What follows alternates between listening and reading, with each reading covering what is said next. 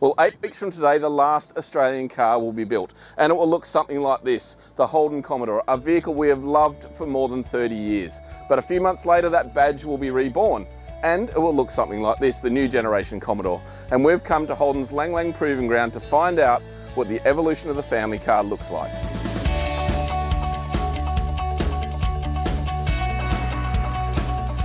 The concept of a Holden family car has remained the same ever since the original FX rolled off the production line in 1948.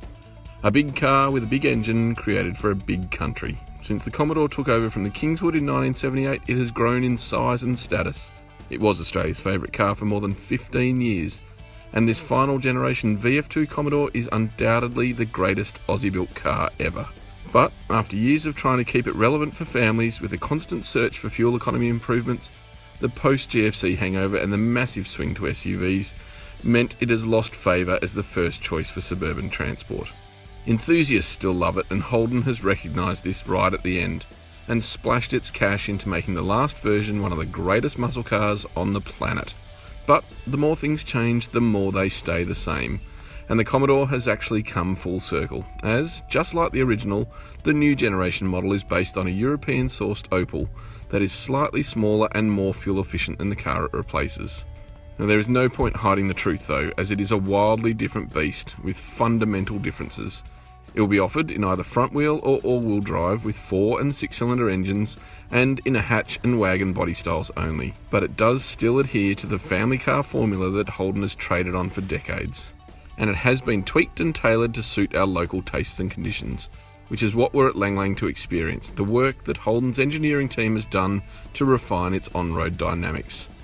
These pre-production validation models are close to representative of what will be available in showrooms from early next year, and having driven the Opel tuned version as a reference, which was soft and wallowy over the bumps and leans heavily into the corners, the Holden version was just as compliant but has better control and sits flatter.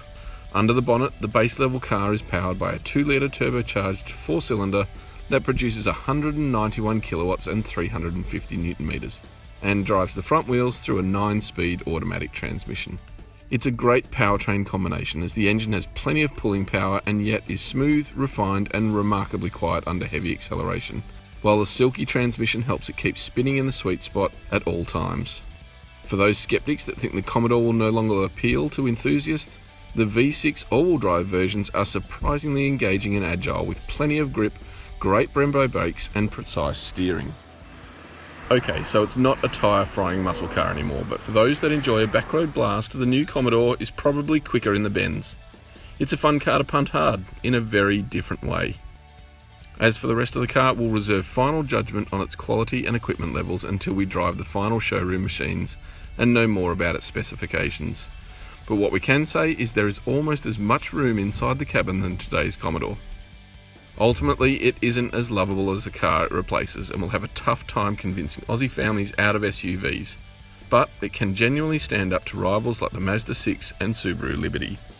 Okay, so there is no point denying it. This new generation Commodore is a vastly different beast from the ones that we've loved for decades. And sure, there is no muscle car anymore, but I'd have to say that, truth be told, this is how the modern family car has evolved. And the local work that Holden has done has made sure it is still relevant to families in Australia today.